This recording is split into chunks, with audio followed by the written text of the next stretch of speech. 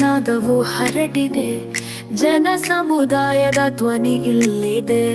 ತನುಮನದ ಸ್ಪಂದನ, ಭಾವದ ಕಂಪನ, ಆರೋಗ್ಯ ಶಿಕ್ಷಣ ಮಾಹಿತಿ ಹಂಚೋಣ.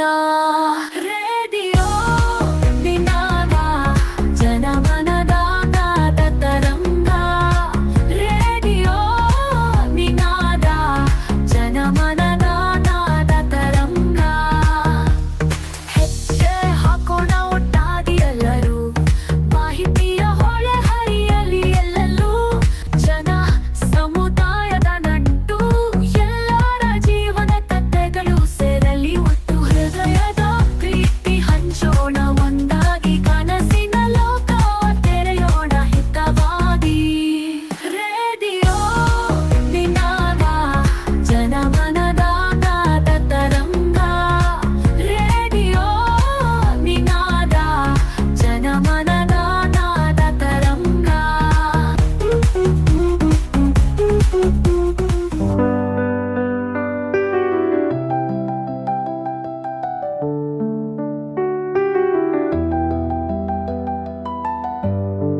ಇದು ರೇಡಿಯೋ ನಿನಾದ 90.4 FM. ಈಗ ಮಕ್ಕಳಿಗಾಗಿ ಪ್ರಸ್ತುತಪಡಿಸುವ ಸರಣಿ ಕಾರ್ಯಕ್ರಮ ಚಿಣ್ಣರ ಅಂಗಳ. ಇಂದಿನ ಮಕ್ಕಳೇ ನಾಳೆಯ ಪ್ರಜೆಗಳು, ಹೊಸ ಕನಸಿನ ತಾರೆಗಳು. ತಿಳಿಯುತ್ತಾ ಸಾಧನೆ ಶಿಖರ ಏರುತ್ತಾ, ನಲಿಯುತ್ತಾ ಕುಣಿಯುತ್ತಾ, ಎಲ್ಲರೂ ಸೇರೋಣ, ಇದು ಚಿಣ್ಣರ ಅಂಗಳ. ಇದು ಚಿಣ್ಣರ ಅಂಗಳ, ಚಿಣ್ಣರ ಅಂಗಳ.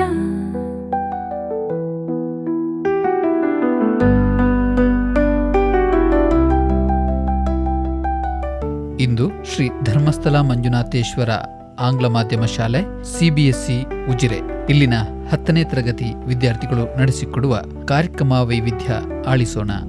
ಇದು ಚಿಣ್ಣರ ಅಂಗಳ, ಇದು ಚಿಣ್ಣರ ಅಂಗಳ, ಚಿಣ್ಣರ ಅಂಗಳ.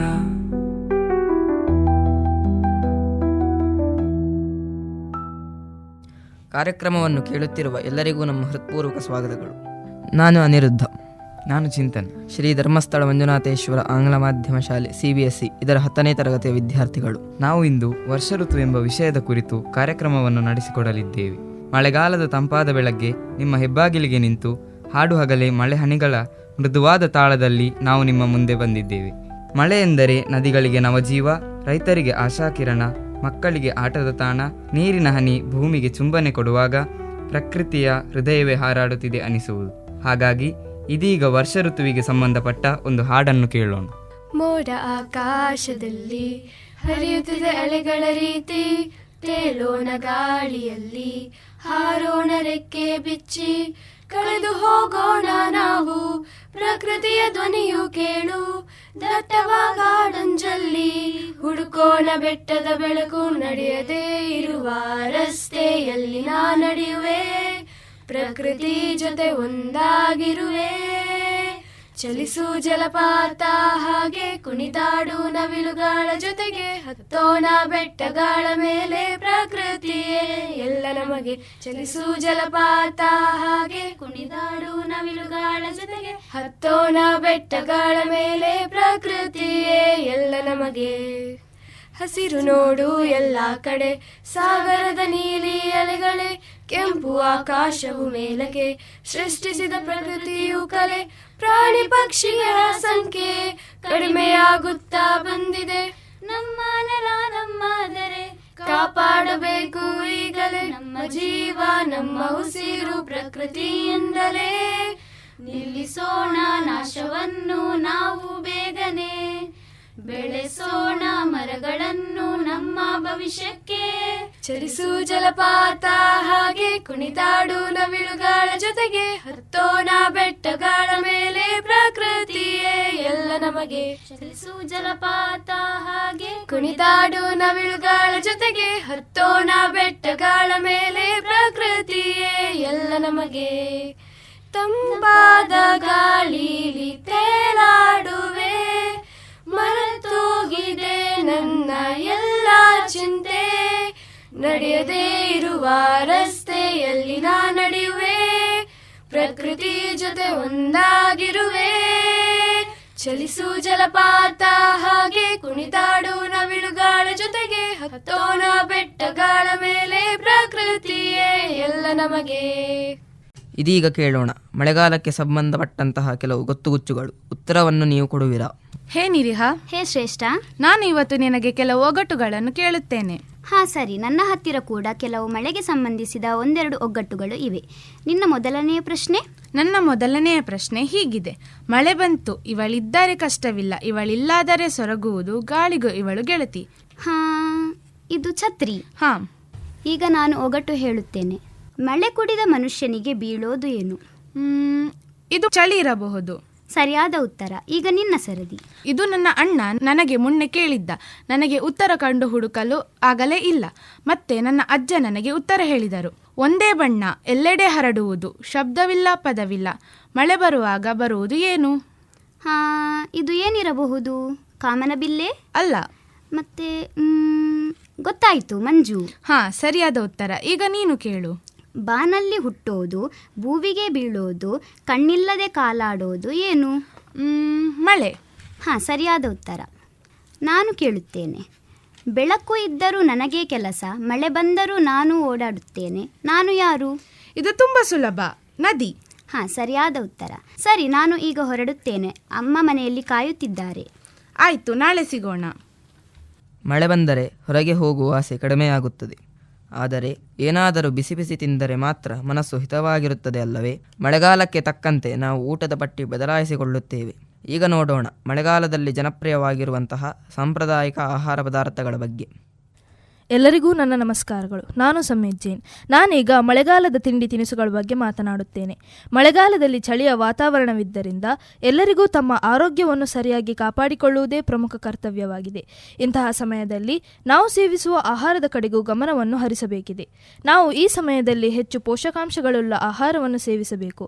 ಯಾಕೆಂದರೆ ಮಳೆಗಾಲದಲ್ಲಿ ನಮ್ಮ ದೇಹವು ಬೆಚ್ಚಗಿರಲು ಅಧಿಕ ಶಕ್ತಿಯನ್ನು ಬಯಸುತ್ತದೆ. ಮಳೆಗಾಲದಂತಹ ಸಮಯದಲ್ಲಿ ನಮ್ಮ ಪ್ರಕೃತಿಯೂ ಕೂಡ ನಮಗೆ ಅನೇಕ ಕೊಡುಗೆಗಳನ್ನು ನೀಡುತ್ತದೆ. ನಮ್ಮ ಸುತ್ತಮುತ್ತಲಿನ ಪ್ರದೇಶಗಳಲ್ಲಿ ಹೆಚ್ಚಾಗಿ ಹಲಸಿನ ಹಣ್ಣು, ಮಾವಿನ ಹಣ್ಣು, ನೇರಳೆ ಹಣ್ಣು, ಪಪಾಯ ಹಾಗೂ ಬೆಂಡೆಕಾಯಿ, ಹೀರೆಕಾಯಿ, ಸೌತೆಕಾಯಿಯಂತಹ ಹಣ್ಣು ಹಂಪಲು ಮತ್ತು ತರಕಾರಿಗಳು ಕೂಡ ಬೆಳೆಸಬಹುದು. ಮಳೆಗಾಲದಲ್ಲಿ ಜನರು ಹೆಚ್ಚಾಗಿ ತಮ್ಮ ಸುತ್ತಮುತ್ತಲಿನಲ್ಲೇ ದೊರೆಯುವ ಹಲಸಿನ ಹಣ್ಣು ಹಾಗೂ ಮಾವಿನ ಹಣ್ಣಿನಂತಹ ಹಣ್ಣು ಹಂಪಲುಗಳಿಂದ ಅನೇಕ ತರದ ತಿಂಡಿ ತಿನಿಸುಗಳನ್ನು ತಯಾರಿಸುತ್ತಾರೆ. ಹಲಸಿನಕಾಯಿಯಿಂದ ಚಿಪ್ಸ್, ಪದಾರ್ಥ ಹಾಗೂ ಹಪ್ಪಳ, ಹಾಗೆ ಹಲಸಿನ ಹಣ್ಣಿನಿಂದ ಕಡುಬು, ದೋಸೆ, ಮಾಂದ್ರದಂತಹ ತಿನಿಸುಗಳನ್ನು ತಯಾರಿಸುತ್ತಾರೆ. ಅದೇ ರೀತಿ ಮಾವಿನಕಾಯಿಯಿಂದ ಉಪ್ಪಿನಕಾಯಿ, ಚಟ್ನಿ ಮುಂತಾದವುಗಳನ್ನು ತಯಾರಿಸುತ್ತಾರೆ. ನಮ್ಮ ಸುತ್ತಮುತ್ತ ಅನೇಕ ಪ್ರಜಾತಿಯ ಮಾವಿನ ಹಣ್ಣುಗಳು ದೊರೆಯುತ್ತವೆ. ಉದಾಹರಣೆಗೆ ಆಲ್ಫಾನ್ಸೋ, ತೋತಾಪುರಿ, ಮಲ್ಲಿಕಾ, ಬಾದಾಮಿ ಮುಂತಾದವು. ಈ ಮಾವಿನ ಹಣ್ಣುಗಳಿಂದ ಜನರು ಸಾರು, ಪದಾರ್ಥ ಮತ್ತು ಹಾಗೆಯೇ ತಿನ್ನಲು ಬಳಸುತ್ತಾರೆ. ಹಾಗೆಯೇ ಪ್ರಕೃತಿಯಲ್ಲಿ ದೊರಕುವ ಕೆಸುವಿನ ಎಲೆಯನ್ನು ಬಳಸಿ ಎಣ್ಣೆಯಲ್ಲಿ ಕಾಯಿಸಿ ಬೆಲ್ಲದ ಪಾಕದಲ್ಲಿ ನೆನೆಸಿಟ್ಟು ತಿನ್ನುತ್ತಾರೆ. ಇವುಗಳನ್ನು ತಿನ್ನುವುದರಿಂದ ಜನರ ಹಸಿವು ನೀಗುತ್ತವೆ ಹಾಗೂ ರೋಗ ನಿರೋಧಕ ಶಕ್ತಿ ಹೆಚ್ಚಾಗುತ್ತದೆ. ಈ ಸಮಯದಲ್ಲಿ ಜೋಳ, ಮೆಕ್ಕೆಜೋಳ, ಹೆಸರು ಕಾಳುಗಳಂತಹ ಏಕದಳ ಧಾನ್ಯಗಳನ್ನು ನಾವು ಹೆಚ್ಚು ಸೇವಿಸುವುದರಿಂದ ನಮ್ಮ ದೇಹದಲ್ಲಿನ ಪ್ರೋಟೀನ್, ಮ್ಯಾಗ್ನೀಷಿಯಂ ಹಾಗೂ ಫೈಬರ್ ಅಂಶಗಳು ಹೆಚ್ಚುತ್ತವೆ. ಮಳೆಗಾಲದಲ್ಲಿ ನಾವು ಬೆಂಡೆಕಾಯಿ, ಬೀನ್ಸ್, ಹೀರೆಕಾಯಿಯಂತಹ ಹಸಿರು ತರಕಾರಿಗಳನ್ನು ಹೆಚ್ಚಾಗಿ ತಿನ್ನಬೇಕು. ಏಕೆಂದರೆ ಅವುಗಳಿಂದ ನಮ್ಮ ದೇಹದಲ್ಲಿ ಇಮ್ಯುನಿಟಿ ಹೆಚ್ಚಾಗುತ್ತದೆ. ಇವುಗಳೆಲ್ಲವನ್ನು ಹೊರತು ಜನರಿಗೆ ಮಳೆಗಾಲದಲ್ಲಿ ಸೇವಿಸಲು ಬಹಳ ಇಷ್ಟವಾಗುವುದೆಂದರೆ ಅದೇ ಬಿಸಿ ಬಿಸಿ ಚಹಾ. ಇದರೊಂದಿಗೆ ಕರಿದ ತಿಂಡಿಗಳನ್ನು ತಿನ್ನುವುದು ವಾಡಿಕೆ. ಅದರಲ್ಲೂ ನಾವು ಶುಂಠಿ ಚಹಾ ಸೇವಿಸಿದರೆ ಅದು ರುಚಿಕರವಾಗಿಯೂ ಇರುತ್ತದೆ ಹಾಗೂ ಆರೋಗ್ಯಕರವಾಗಿಯೂ ಇರುತ್ತದೆ. ಈ ರೀತಿಯಾದಂತಹ ಮಳೆಗಾಲದ ತಿನಿಸುಗಳನ್ನು ಜನರು ಹಿಂದಿನ ಕಾಲದಿಂದಲೂ ತಯಾರಿಸಿಕೊಂಡು ಬರುತ್ತಿದ್ದಾರೆ ಹಾಗೂ ನಾವು ಅವುಗಳನ್ನು ಮುಂದುವರಿಸಿಕೊಂಡು ಹೋಗುತ್ತಿದ್ದೇವೆ. ಇದರಿಂದ ನಮ್ಮ ದೇಹಕ್ಕೆ ಬೇಕಾದಂತಹ ಪೋಷಕಾಂಶಗಳು ದೊರೆಯುತ್ತವೆ ಹಾಗೂ ಉತ್ತಮ ಆರೋಗ್ಯವನ್ನು ಕಾಪಾಡುತ್ತದೆ. ಈಗ ನಾವು ಹಿಂದಿನ ಕಾಲದ ಮಳೆಗಾಲದ ಸ್ಥಿತಿಗತಿ ಹೇಗಿತ್ತು ಹಾಗೂ ಈಗಿನ ಮಳೆಗಾಲದ ಪರಿಸ್ಥಿತಿಯು ಹೇಗಿದೆ ಎಂಬುದರ ಬಗ್ಗೆ ತಿಳಿಯೋಣ. ನನ್ನ ಹೆಸರು ಶರ್ವಾಣಿ. ನಾನು 10ನೇ ತರಗತಿಯಲ್ಲಿ ಓದುತ್ತಿದ್ದೇನೆ. ಹೋಗುವೆನು ನಾನನ್ನ ಒಲುಮೆಯ ಗೂಡಿಗೆ, ಮಳೆಯ ನಾಡಿಗೆ, ಮಳೆಯ ಬೀಡಿಗೆ, ಸಿರಿಯ ಚಲುವಿನ ರೂಢಿಗೆ ಎಂಬ ಸಾಲುಗಳನ್ನು ಬರೆದ ಕುವೆಂಪು ಅವರ ಮಾತಿನಿಂದ ನನ್ನ ಮಾತನ್ನು ಪ್ರಾರಂಭಿಸುತ್ತೇನೆ. ಮಳೆಗಾಲ ಎಂದರೆ ಪ್ರಕೃತಿಯ ಒಂದು ಅದ್ಭುತ ಕೊಡುಗೆ. ಹದವಾದ ಗಾಳಿ, ಬೀಳುವ ಮಳೆಬಿಂದುಗಳು, ಮಣ್ಣಿನ ತಾಜಾ ಪರಿಮಳ ಈ ಎಲ್ಲವೂ ಮನಸ್ಸಿಗೆ ಮುದ ನೀಡುತ್ತದೆ. ಹಿಂದಿನ ಕಾಲದಲ್ಲಿ ಮಳೆ ಒಂದು ಸಂಭ್ರಮವಾಗಿತ್ತು. ಜೂನ್ರಿಂದ ಮಳೆ ಶುರುವಾದರೆ ಆಗಸ್ಟ್ವರೆಗೂ ಮಳೆ ಸುರಿಯುವುದು ನಿಶ್ಚಿತವಾಗಿತ್ತು. ರೈತರು ಗದ್ದೆಯಲ್ಲಿ ನೇಜಿ ಮಾಡಿ, ಮನೆಯ ಹೆಂಗಸರು ಮಳೆಗೆ ಪೂರಕವಾಗಿ ಖಾದ್ಯ ತಯಾರಿಸುವುದು, ಮಕ್ಕಳು ಚೆನೆಮಣೆ ಆಟವನ್ನು ಆಡುವುದು ಮಳೆಗಾಲದ ಸಂಭ್ರಮದ ಭಾಗವಾಗಿತ್ತು. ಮಳೆಗಾಲದಲ್ಲಿ ಬಿಸಿ ಬಿಸಿ ಕಾಯಿಸಿದ ಹಪ್ಪಳ, ಹಲಸಿನ ಕಡುಬು, ಕರಿದ ಹುರಿದ ತಿಂಡಿ ಇನ್ನಷ್ಟು ಸಂತೋಷವನ್ನು ಹುಟ್ಟಿಸುತ್ತಿತ್ತು. ಹಳ್ಳ ಕೊಳ್ಳಗಳು ತುಂಬಿ ಪ್ರಕೃತಿ ಹಸಿರಿನಿಂದ ಕಂಗೊಳಿಸುವ ದೃಶ್ಯವನ್ನು ನೋಡಲು ಎರಡು ಕಣ್ಣು ಸಾಲುತ್ತಿರಲಿಲ್ಲ. ಶಾಲೆಯ ಮಕ್ಕಳು ಮಳೆಯಲ್ಲಿ ನೆನೆದು ಆಟವಾಡಿ ಬಂದಾಗ ಅವರ ಮುಖದ ಮೇಲಿನ ಸಂತೋಷ ಹೇಳತೀರದು. ಮಳೆಗಾಲದ ಚಳಿಯು ಹಿಮಾಲಯದ ತಂಪು ಅನುಭವವನ್ನು ನೀಡುತ್ತಿತ್ತು. ಹಿಂದಿನ ಕಾಲದಲ್ಲಿ ಮಳೆಯು ಒಂದು ಸುಂದರ ಋತು ಎಂದರೆ ತಪ್ಪಾಗಲಾರದು. ಈಗಿನ ಕಾಲದ ಮಳೆಯು ನಮಗೆ ಪ್ರಶ್ನಾರ್ಥಕವಾಗಿದೆ. ವರ್ಷವಿಡೀ ಮಳೆ ಸುರಿಯುತ್ತಿದ್ದು ಮಳೆಗಾಲ ಯಾವ ತಿಂಗಳಿನಲ್ಲಿ ಬರುತ್ತದೆ ಎನ್ನುವುದು ಗೊಂದಲಕ್ಕೆ ಕಾರಣವಾಗಿದೆ. ಹವಾಮಾನದ ಏರುಪೇರಿನಿಂದಾಗಿ ಮಳೆಯ ಸಂಭ್ರಮ ಕ್ಷೀಣಿಸುತ್ತಿದೆ. ರೈತರು, ತೋಟ ಇರುವವರಿಗೆ ಬಹಳ ನಷ್ಟವನ್ನುಂಟು ಮಾಡಿದೆ. ಅತಿವೃಷ್ಟಿಯಿಂದ ಹಳ್ಳ ಕೊಳ್ಳಗಳು ತುಂಬಿ ಭಾರಿ ಹಾನಿಯನ್ನುಂಟು ಮಾಡಿದೆ. ಒಮ್ಮೆ ವಾಯುಭಾರ ಕುಸಿತದ ಮಳೆ, ಮತ್ತೊಮ್ಮೆ ಹವಾಮಾನ ಏರುಪೇರಿನಿಂದ ಉಂಟಾದ ಮಳೆ, ಇದರಿಂದ ಪೇಟೆಗಳಲ್ಲಿ ಜನಜೀವನ ಅಸ್ತವ್ಯಸ್ತಗೊಳ್ಳುತ್ತಿದೆ. ರಸ್ತೆಯ ತುಂಬೆಲ್ಲ ನೀರು ತುಂಬಿ ಜನಜೀವನ ಕಷ್ಟ ಸಾಧ್ಯವಾಗಿದೆ. ಮನೆಗಳ ಮೇಲೆ ಮರ ಉರುಳುವುದು, ಕಟ್ಟಡ ಕುಸಿತ ಉಂಟಾಗುವುದು, ಪ್ರವಾಹದಂತಹ ಭೀತಿ ಈಗಿನ ಮಳೆಗಾಲದ ಪ್ರಭಾವಗಳಾಗಿವೆ. ಹಳ್ಳಿಗಳಲ್ಲಿ ವಿಪರೀತ ಮಳೆಯಿಂದಾಗಿ ಗದ್ದೆ ತೋಟಗಳಿಗೆ ನೀರು ತುಂಬಿ ಭಾರಿ ನಷ್ಟವನ್ನು ಎದುರಿಸುವಂತಾಗಿದೆ. ಇದರಿಂದ ದೈನಂದಿನ ವಸ್ತುಗಳ ಬೆಲೆ ಏರಿಕೆಯಿಂದಾಗಿ ಜನಗಳ ಪಾಡು ಹೇಳತೀರದಾಗಿದೆ. ಈಗಿನ ಮಳೆ ಮನಸ್ಸಿನಲ್ಲಿ ಒಂದು ರೀತಿಯ ಭೀತಿಯನ್ನು ಸೃಷ್ಟಿಸಿದೆ. ಕೊನೆಯದಾಗಿ ನಾನು ಹೇಳುವುದೇನೆಂದರೆ, ಪ್ರಕೃತಿಯ ಮುಂದೆ ಮನುಷ್ಯನ ಆಟ ನಡೆಯುವುದಿಲ್ಲ. ಪೇಟೆಗಳಲ್ಲಿ ಉತ್ತಮವಾದ ಕಾಲುವೆ ವ್ಯವಸ್ಥೆಗಳನ್ನು ಮಾಡಬೇಕು. ಸಾಲು ಮರಗಳನ್ನು ಬೆಳೆಸುವುದು, ಹೀಗೆ ಮಳೆಗೆ ಪೂರ್ವಭಾವಿ ವ್ಯವಸ್ಥೆ ಮಾಡಿದರೆ ತಕ್ಕ ಮಟ್ಟಿಗೆ ಮಳೆಯಿಂದಾಗುವ ಅನಾಹುತಗಳನ್ನು ತಡೆಯಬಹುದು. ಪ್ರಕೃತಿಯ ಜೊತೆಗೆ ಉತ್ತಮ ಸಂಬಂಧವನ್ನು ಪ್ರತಿಯೊಬ್ಬ ಮನುಷ್ಯನು ಬೆಳೆಸಿಕೊಳ್ಳಬೇಕು. ಪ್ರಕೃತಿಯಿಂದ ನಾವು, ನಮ್ಮಿಂದ ಪ್ರಕೃತಿಯಲ್ಲ ಎಂದು ಹೇಳುತ್ತಾ ನನ್ನ ಒಂದೆರಡು ಮಾತುಗಳನ್ನು ಮುಗಿಸುತ್ತೇನೆ. ಈ ಶೃಂಗಾರದ ಮಳೆ ಹನಿಹನಿ ಮಾತ್ರವಲ್ಲ, ನಮ್ಮ ಬದುಕಿನ ನಾಡಿ. ಮಳೆಗಾಲ ಎಂದರೆ ಮಣ್ಣಿನ ಪುನರ್ಜನ್ಮ, ರೈತರ ಬಾಳಿನ ಬೆಳಕು, ದೇಶದ ಹಸಿರು ಭವಿಷ್ಯ. ಇದೀಗ ನಿಮ್ಮ ಮುಂದೆ ಸಾದರಪಡಿಸುತ್ತಿದ್ದಾರೆ ಒಂದು ಸುಂದರ ಗಾಯನ. ಇದು ನಮ್ಮ ತಾಯ್ನಾಡಿನ ಗೀತೆಯಾಗಿದೆ. ಸರಿ ಮರಿ ಮಪ ಮಪನಿ ಪನಿ ರಿ ಸಾ ನಿ ಮಪ ಮರಿ ಸಾ, ಸರಿ ಮರಿ ಮಪ ಮಪನಿ ಪನಿ ರಿ ಸಾ ನಿ ಮಪ ಮರಿ ಸಾ. ವಂದೇ ಮಾತರಂ ವಂದೇ ಭಾರತಂ, ವಂದೇ ಮಾತರಂ ವಂದೇ ಭಾರತಂ. रंग ऐसा भरो, रंग ऐसा भरो, रंग ऐसा भरो, रंग ऐसा भरो. ना रंग नफरत का हो, ना रंग मजहब का हो, ना रंग नफरत का हो, ना रंग मजहब का हो. रंग ऐसा भरो, रंग ऐसा भरो, जिसकी जीतों में बस प्यार ही प्यार हो. रंग ऐसा भरो, रंग ऐसा भरो, रंग ऐसा भरो, रंग ऐसा भरो. सरी मरी मप मपनि पनि रि सा नि मप मरि सा, सरी मरी मप मपनि पनि रि सा नि मप मरि सा. दूरियां सब मिटे, पास इतने मिले, दूरियां सब मिटे, पास इतने मिले. एक छाया बने, मन से मन भी मिले, एक छाया बने, मन से मन भी मिले. पाव ऐसे धरो, पाव ऐसे धरो, पाव ऐसे धरो, पाव ऐसे धरो, जिसकी आहटों में बस प्यार ही प्यार हो. रंग ऐसा भरो, रंग ऐसा भरो, रंग ऐसा भरो, रंग ऐसा भरो. सरी मरी मप मपनि पनि रि सा नि मप मरि सा, सरी मरी मप मपनि पनि रि सा नि मप मरि सा. वंदे मातरम वंदे भारतम, वंदे मातरम वंदे भारतम. ಮಳೆಗಾಲದಲ್ಲಿ ನಮ್ಮನ್ನು ಕಾಡುವ ರೋಗರುಜಿನಾದಿಗಳನ್ನು ತಡೆಗಟ್ಟುವ ವಿಧಾನಗಳನ್ನು ಈಗ ತಿಳಿಯೋಣ. ನಾನು ಮಾನ್ಯ 10ನೇ ತರಗತಿಯಲ್ಲಿ ಓದುತ್ತಿದ್ದೇನೆ. ಮನುಷ್ಯನ ನಿಜವಾದ ಆಸ್ತಿ ಆತನ ಆರೋಗ್ಯ. ಆರೋಗ್ಯ ಆತನ ಕೈಬಿಟ್ಟ ದಿನ ಅವನ ಸಂಬಂಧಗಳು ಒಂದೊಂದಾಗಿ ಬಿಟ್ಟು ಹೋಗುತ್ತದೆ. ಇರುವ ಸಂಬಂಧಗಳಿಗೂ ಓರೆಯಾಗಿ ಬದುಕುತ್ತಾನೆ ವಿನಃ ಪ್ರೀತಿಯಿಂದಲ್ಲ. ಮಳೆಗಾಲದಲ್ಲಿ ಸಾಮಾನ್ಯವಾಗಿ ವೈರಲ್ ಜ್ವರಗಳು, ನೆಗಡಿ, ತಲೆನೋವು, ಗಂಟಲು ನೋವು, ಜೀರ್ಣಕ್ರಿಯೆ ಸಮಸ್ಯೆಗಳು ಹೆಚ್ಚು ಕಾಣಿಸಿಕೊಳ್ಳುತ್ತದೆ. ಇವುಗಳು ಮಳೆಗಾಲದಲ್ಲಿ ತೇವಾಂಶ ಹೆಚ್ಚು ಇರುವುದರಿಂದ ಬ್ಯಾಕ್ಟೀರಿಯಾ, ವೈರಸ್, ಶಿಲೀಂಧ್ರಗಳು ಹೆಚ್ಚು ಹರಡುವ ಸಾಧ್ಯತೆ ಇರುತ್ತದೆ. ರೋಗಗಳು ಹರಡದಂತೆ ಮುನ್ನೆಚ್ಚರಿಕಾ ಕ್ರಮಗಳನ್ನು ಅನುಸರಿಸಬೇಕು.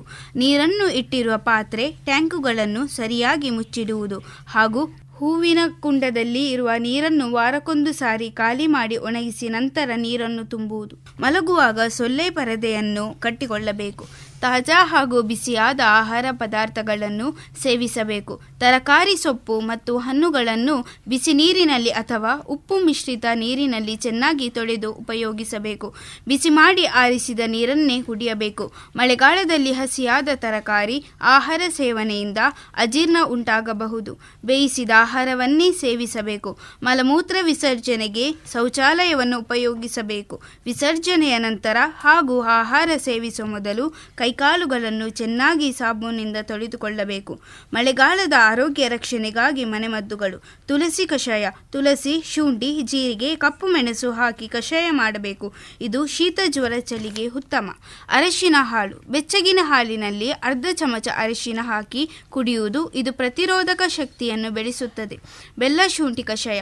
ಬೆಲ್ಲದ ಜೊತೆ ಪುಡಿ ಮಾಡಿರುವ ಶುಂಠಿ ಕಷಾಯ ಸೇವಿಸುವುದರಿಂದ ಜೀರ್ಣಕ್ರಿಯೆಯು ಸುಧಾರಿಸಲು ಸಹಾಯಕ. ನಿಂಬು ಹಣ್ಣು ಜ್ಯೂಸ್. ನಿಂಬು ಹಣ್ಣು ಮತ್ತು ತುಪ್ಪ ಸೇರಿಸಿ ಕುಡಿಯುವುದು ವಿಟಮಿನ್ ಸಿ ನೀಡುತ್ತದೆ ಹಾಗೂ ಶೀತ, ಚಳಿಗೆ ಉತ್ತಮ. ಹೆಚ್ಚು ಬಿಸಿ ನೀರು ಕುಡಿಯುವುದು. ಇದು ದೇಹದ ತಾಜಾತನ ಮತ್ತು ಸಮತೋಲನಕ್ಕೆ ಸಹಾಯವಾಗುತ್ತದೆ. ನಮ್ಮ ಆರೋಗ್ಯಕ್ಕೆ ಹೂಡುವ ಸಮಯ ನಾವು ನಮ್ಮ ಜೀವನಕ್ಕೆ ನೀಡುವ ಅತ್ಯುತ್ತಮ ಉಡುಗೊರೆ ಎಂದು ಹೇಳುತ್ತಾ ಧನ್ಯವಾದಗಳು.